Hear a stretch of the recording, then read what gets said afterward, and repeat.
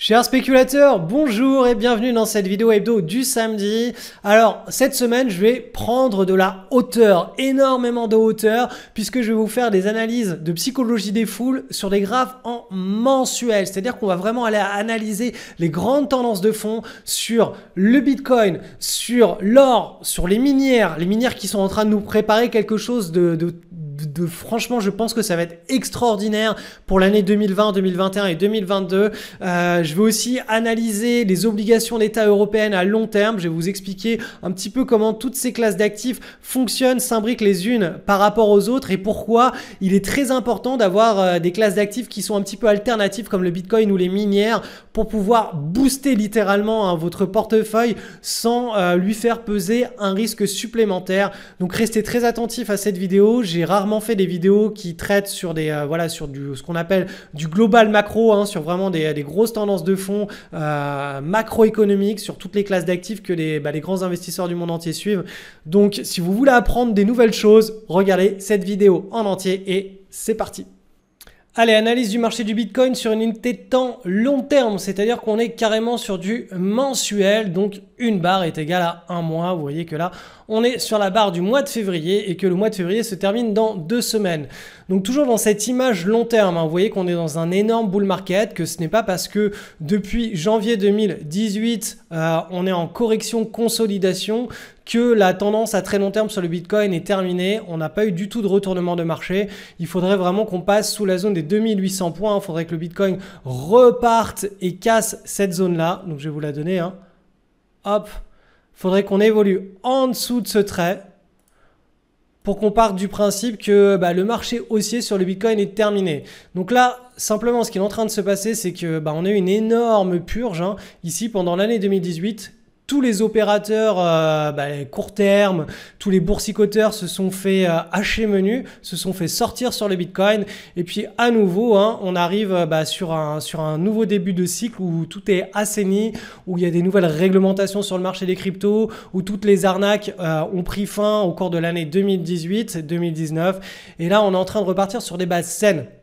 Donc vous voyez, ces bases saines, on les a eues ici en février, mars, avril 2012 et mai 2012. Donc ça a duré 1, 2, 3, 4 mois avant d'avoir le breakout ici en juin 2012. Pareillement, sur la dernière consolidation, on a eu, donc c'était en décembre 2015, on a eu 1, 2, 3, 4, 5 mois de consolidation, puis le 6e mois en mai 2016, on a cassé à la hausse. Et donc là, on est à nouveau dans une séquence de consolidation. Vous voyez, on a tapé le plus haut ici. Donc là, peut-être que 1, 2, 3, 4, 5, 6 mois. Donc on verra d'ici l'été, la fin de l'été 2020, si on casse par le haut ou pas. Et ça peut très bien se faire d'ailleurs au cours des 2 prochains mois. En tout cas, on est dans une tasse avec une anse. Là aussi, en 2015, on avait la tasse avec la petite anse. Là, ici, en 2012, on avait aussi une tasse qui était très rapide avec une petite anse très rapide. Vous voyez que là, on est vraiment dans une figure de continuation de tendance de marché haussier.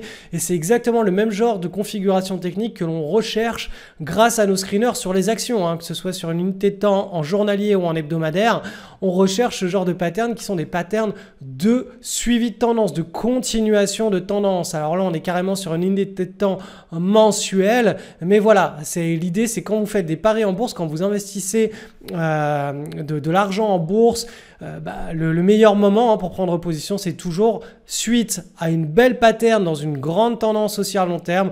Le niveau de breakout ici, on prend la position, on met un stop loss pas trop loin. Et si le scénario se réalise, on a de très belles plus-values qui se mettent en place. Et si le scénario ne se réalise pas, on sort de notre position avec une petite perte. Et typiquement, cette petite perte est un fragment des gains potentiels. Donc, on parle de risque-reward en bourse. On risque une unité pour gagner 3, 4, 5, 10, 15, 20, 30 unités. Donc, voilà pour le Bitcoin cette semaine. Donc, une vue long terme. Bon, allez, je vous fais le plaisir de passer ça en journalier. En journalier, on est sur une résistance ici. Vous voyez qu'on est en train on est en train de stagner. C'est un point dur ici. Donc, on va voir comment les cours du Bitcoin se comportent ici au cours des prochaines semaines. Mais là, en principe, ça devrait être très compliqué à passer à court terme. Le scénario le plus probable, c'est que quand autour de la zone des 10 000, même 12 000 points, hein, si on casse un peu vers le haut, on assiste par la suite à une consolidation. Allez, à nouveau, une vue en mensuel sur les indices boursiers pour savoir un petit peu où vont vos actions en portefeuille ou tout simplement si vous êtes positionné sur un tracker indiciel. Je vous rappelle que les trackers indiciels font mieux que 99% des gérants de portefeuille et vous coûtent beaucoup, mais alors beaucoup moins cher. Donc, vous l'avez vu ici, 2011-2013, on a eu cette consolidation, on a cassé par le haut et boum, belle tendance. Ensuite, 2015-2016, à nouveau une consolidation qui s'est terminée, vous le voyez ici, on adore ça, les petites zones de congestion de plusieurs mois et boum, on casse le pivot. Et bien ça a libéré une nouvelle tendance. Et bien regardez là, 2018-2019, à nouveau une tasse avec une anse, les cours qui se resserrent sur le pivot, on casse au mois de novembre et là on est parti dans la tendance. Donc vous voyez qu'on est vraiment au début, c'est-à-dire que le potentiel de hausse de cette tendance, il est vraiment significatif. Là, on a eu plusieurs trimestres de hausse. Là aussi, là, on est vraiment juste au début. On a 1, 2, 3, 4 mois de hausse. Et vous voyez que le potentiel, il est vraiment, il est tout en haut. Il n'est pas tout en bas, il est tout en haut. D'ailleurs, ça me fait penser à Ray Dalio qui avait acheté, il avait protégé son portefeuille. Je crois que c'était au mois de novembre. Il avait pris des options put. Il avait acheté des options put pour protéger son portefeuille. Donc, il avait acheté, je crois 1 milliard ou 1,6 milliard d'options put qui donc du coup, c'est une perte sèche, mais ça ne représentait de mémoire que 1 ou 2% de son portefeuille. Mais lui, il anticipait. On était à peu près ici. Novembre, lui, il anticipait une chute, un krach boursier. Et donc, pour protéger son portefeuille, qui reste investi à long terme à l'achat, il avait simplement protégé la partie action de son portefeuille avec l'achat de put. C'est-à-dire que si l'indice se met à baisser, son portefeuille, lui, ne monte pas, ne baisse pas, mais simplement se stabilise sur la portion action. Et donc, au final, son assurance n'a pas servi à grand-chose pour le moment. Je vous rappelle, j'avais fait une vidéo là-dessus où je comparais un petit peu la vision de Ray Dalio et la vision de Paul Tudor Jones qui a une vision complètement opposée à celle de Ray Dalio, qui explique que lui, tous les éléments pour lui sont en phase, sont alignés pour qu'on assiste à un bull market exceptionnel au cours de l'année 2020-2021, quelque chose de comparable à ce qui s'est passé pendant la bulle des technos en 1998 et 1999. Donc c'est pour vous dire à quel point on a deux investisseurs, deux traders hors du commun qui ont une vision complètement opposée, symétrique des marchés et les deux gagnent de l'argent. Donc comme quoi, en bourse, le but, ce n'est pas d'avoir raison. C'est simplement, quand on a raison beaucoup, on gagne beaucoup d'argent. Et quand on a tort, on est capable de se retirer très rapidement du marché. On a tort très faiblement. Donc voilà, si Paul Tudor Jones et Ray Dalio ont raison juste une fois sur deux, ça leur suffit largement à faire fortune et à faire croître et fructifier leur fortune actuelle. Parce que, je le rappelle, en bourse, le but n'est pas d'avoir tort ou raison. Le but est de gagner beaucoup d'argent quand on a raison et de perdre très peu d'argent quand on a tort. Allez, c'est parti pour l'analyse en mensuel de l'or. Donc, je vous rappelle que l'or, il a quand même été en range entre janvier 1980, enfin on peut même dire les années 80, et on va dire à partir de là, on est rentré dans un bull market. Donc c'était en janvier 2003. Donc l'or est un actif qui a des cycles qui sont très longs. Vous voyez, on a eu 20 ans de dérive latérale où l'or n'a absolument rien fait. Et ensuite, à partir de ce fameux mois de décembre 2002 et de ce mois de janvier 2003, l'or est rentré dans un puissant bull market. L'or a évolué donc entre son plus bas ici et son plus haut, il a fait 665%, ce qui est vraiment énorme pour une matière première. Et ensuite, il s'est stabilisé dans cette magnifique pattern. Donc vous la voyez, la pattern, elle s'est formée à partir de septembre 2011. L'or a arrêté de faire les plus hauts, il a commencé à se stabiliser, à corriger. Et là, depuis le mois de juin 2019, donc depuis l'été dernier, l'or est entré à nouveau en bull market. Donc ça, voilà, c'est un signal qui est un petit peu comparable à ce qui s'est passé ici, hein, tout au début de l'année 2003. Et bien là, le début de l'année 2020 signe le nouveau top départ d'un gros bull market sur l'or. Alors, où est-ce que l'or va terminer? Donc là, on est sur une échelle logarithmique. Ça, on n'en sait rien. En tout cas, tout ce que je vous recommande, si vous n'avez pas encore d'or dans votre patrimoine, c'est d'en avoir. Quand vous construisez un portefeuille correctement diversifié, eh bien l'or vient en pondération entre 10, 15 et même parfois 25% de votre portefeuille boursier à long terme. Hein. Et donc voilà, l'or est un actif en soi. Hein. C'est un actif qui nous protège de l'inflation, nous protège d'une défaillance du système. C'est une monnaie en elle-même. L'or a énormément de casquettes et si vous n'en avez pas en portefeuille, je pense que vous passez vraiment à côté de quelque chose de très très important. Donc voilà, l'or est à nouveau lancé depuis le mois de janvier. Vous voyez, on a eu cette petite consolidation de 1, 2, 3, 4 mois. Hop, je vous la trace. Comme ceci. Et là, on est à nouveau rentré dans une dynamique haussière. Donc là, au cours de l'année 2020, on devrait avoir un rush tout simplement. On devrait très probablement dépasser les nouveaux plus hauts historiques, on le verra. Mais en tout cas, les années qui viennent pour l'or sont vraiment exceptionnelles.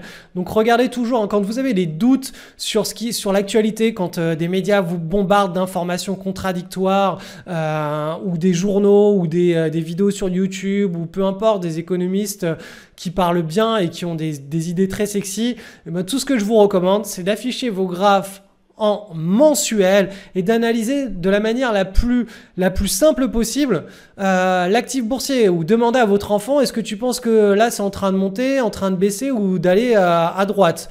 Vous lui demandez pas ce que vont faire le marché, vous lui demandez ce que font les marchés actuellement. Et vous allez voir que votre adolescent, votre fils ou votre fille va vous répondre de la manière la plus logique qui soit, sans être perverti par toutes ces informations contradictoires qui nous empêchent d'investir correctement. Donc si vous n'êtes pas capable de faire des analyses chartistes qui sont, vous voyez, c'est très simple, hein, c'est juste deux traits, on trace une tendance, une zone à partir de laquelle on sort d'une consolidation et une zone à partir de laquelle on reste dans une consolidation. Donc voilà, l'or, on est dans un super bull market, donc vraiment, passez pas à côté, ça vaut le coup. Allez, dans la lignée de l'or, on a tout simplement les minières. Les minières sont une classe d'actifs qui a été très largement sanctionnée au cours des dernières années, mais on a un contexte qui est très intéressant aussi. Vous le voyez là, depuis 2013, on a ce qu'on appelle une large base. Donc on avait un marché baissier, on a stabilisé et on a ce pivot là qui contient les cours très bas. Qu'est-ce qu'il est en train de se passer là depuis août 2019, donc depuis l'été dernier? En réalité, depuis que l'or est entré dans une nouvelle tendance haussière, on l'a vu juste avant, depuis que l'or nous a lancé son signal, on a les minières, elles, qui sont proches d'un énorme pivot. Et vous le voyez, on a cette consolidation des prix là qui est en train de se faire autour de ce pivot. Et ça, c'est quelque chose de très haussier si on casse par le haut. Donc je vous ai mis une petite flèche verte. Si en mensuel ou même en hebdomadaire, on casse par le haut cette zone, on aura le signal d'un top départ pour les minières. Alors là, je vous ai mis un indice très large, hein, le MSCI Global Gold Miners, donc c'est les minières aurifères. C'est le RING, c'est un indice coté en dollars américains. Mais qui, voilà, si on casse par le haut, avoir un petit peu de cet ETF, de cet indice en fonds de portefeuille, donc 1, 2, 3, 4%, 5% de cet indice en fonds de portefeuille, ça peut faire une très grosse différence au cours des prochains trimestres et des prochaines années, parce que les minières vont très probablement profiter du puissant bull market qui est en train de se mettre en place sur l'or. Donc ce sont des actifs qui sont très volatiles, c'est pour ça que c'est des actifs que l'on ne veut pas surpondérer dans son portefeuille, on ne veut pas se retrouver avec 20, 30 ou 50% de minières dans son portefeuille. Par contre, en avoir en fonds de portefeuille, c'est vraiment très malin. Pourquoi? Parce que cette classe d'actifs est décorrélée du reste des autres classes d'actifs et en plus, elle a une forte volatilité. Donc ça signifie que si on rentre dans une tendance haussière, eh bien cet actif peut faire x2, x3, x5, x10, x20 assez facilement, un petit peu comme les crypto-monnaies, comme le Bitcoin, tandis que bah, s'il continue à végéter dans une tendance baissière, il va perdre moins 50, moins 60% de sa valeur et on gardera ça tout simplement en fonds de portefeuille. Donc si vous gardez un actif en fonds de portefeuille qui fait moins 50, moins 60%, c'est pas un problème si ça représente je sais pas moi, 2 ou 3% de votre portefeuille.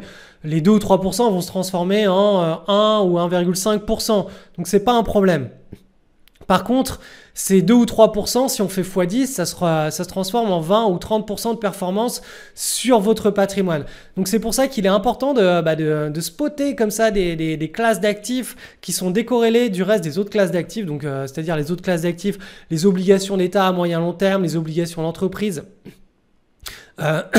Les actions, la classe d'actifs des actions, le cash, les matières premières, l'or, ça reste corrélé à l'or, mais la correction, elle est pas de 1 pour 1. Hein. Il y a la corrélation est forte, mais elle est pas à 100% la même que sur l'or, et on a une volatilité beaucoup plus accrue.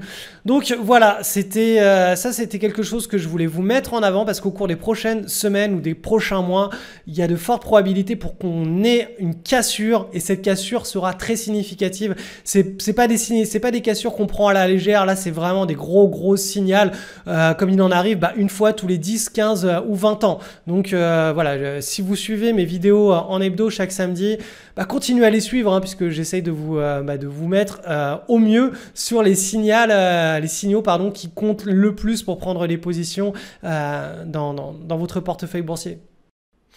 Allez, on est parti sur la classe d'actifs obligations d'État à long terme sur le marché européen. Donc les obligations d'État à long terme, ça veut dire quoi? Ça veut dire que ce sont des obligations à plus de 25 ans. Alors pourquoi j'analyse cette classe d'actifs et pas une autre? Parce que cette classe d'actifs vous permet de construire un portefeuille suffisamment diversifié pour que quand il y a des grosses crises économiques, vous ne soyez pas uniquement investi sur des actions ou sur des trackers indiciels et que vous voyez votre tracker indiciel baisser de moins 50, moins 60, moins 70%. Le gros avantage des obligations d'État à long terme, c'est qu'elles sont corrélées négativement aux actions. Donc, c'est pas à la journée ou à la semaine que ça se voit. Hein. Vous avez plein de journées ou plein de semaines où les indices montent et les obligations d'État à long terme montent en même temps ou baissent en même temps. Mais sur les cycles économiques, on a cette corrélation négative qui fait que typiquement, pendant le marché baissier de 2000 à 2003 sur les actions ou pendant le marché baissier de 2008-2009 sur les actions, eh bien, les obligations d'État à long terme, elles n'ont pas baissé ou ont même carrément monté. Donc, en ayant une partie de son portefeuille investi sur ce genre de classe d'actifs et la classe d'actifs des actions, eh bien, ça nous permettra de limiter les dégâts pendant les crises économiques. Et pourquoi les obligations à long terme et pas à moyen terme ou à court terme? Parce que la volatilité des obligations à long terme est beaucoup plus forte et elle permet de contrecarrer la volatilité des actions qui, elle, est aussi très forte. Donc, si vous avez des actions qui baissent de moins 30 ou moins 40% dans votre portefeuille, eh bien, les obligations d'État à long terme auront ce potentiel, cette force de pouvoir contrecarrer à la hausse, par une hausse tout simplement, eh bien, votre portefeuille. Ce qui fait que votre portefeuille, au lieu de terminer à moins 70%, il terminera peut-être à moins 10% ou même à 0% si vous avez vraiment créé un bon portefeuille et que vous avez une bonne stratégie. Donc pour en revenir à l'analyse comportementale de cette classe d'actifs, vous voyez qu'elle monte littéralement depuis 2008. Ça, c'est toutes les données qu'on a sur ce tracker DBXEG. On a depuis littéralement le mois d'avril 2015 une consolidation qui s'est mise en place. Vous voyez que là, ça a rangé. Mais le truc le plus intéressant ici, c'est que sur la fin, on a ces magnifiques pivots. Les prix se sont stabilisés et ici, au mois de janvier 2019, on a cassé par le haut. Donc, début du nouveau bull market sur cette classe d'actifs et on a confirmé ici en mars 2019. Donc, si vous suivez de manière religieuse la vidéo hebdo du samedi, eh bien, vous avez vu passer ces signaux puisque je vous en ai parlé en direct, en live, en hebdomadaire et en mensuel de ces signaux. Et comme un marché haussier ne monte jamais en ligne droite, et bien vous le voyez là, depuis le mois de septembre 2019, on est en train de consolider. Donc ce qu'il est très important de comprendre quand on est dans une tendance haussière, c'est qu'en général, c'est toujours la première vague de baisse qui est la plus forte et la plus significative. Pourquoi? Parce que les opérateurs, quand ça a bien monté, ils commencent à revendre et c'est là où les paniques, on ne sait jamais jusqu'où ça peut redescendre à très court terme. Donc c'est là où en général, la première vague de vente est la plus significative, la plus forte, et c'est pour ça qu'on a systématiquement des tasses et anses dans des grosses tendances haussières. C'est pour ça que je vous parle toujours de cette figure chartiste en tasse et anse.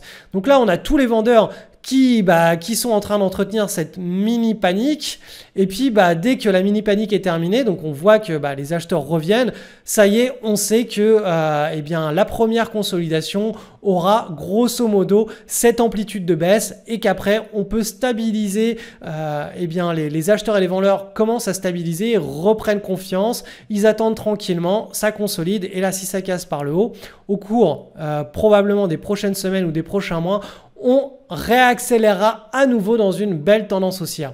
Le scénario alternatif, c'est qu'on casse par le bas cette consolidation, mais voilà, c'est le scénario le moins probable au vu de la dynamique à long terme, à moyen terme et à court terme de cette classe d'actifs qui est très très bien orientée et on est en route vers le Grand Nord là pour le coup. Alors, dernière chose pour terminer cette vidéo, si toutes ces analyses techniques, puisque au final c'est de l'analyse comportementale, on est obligé de tracer des traits, etc.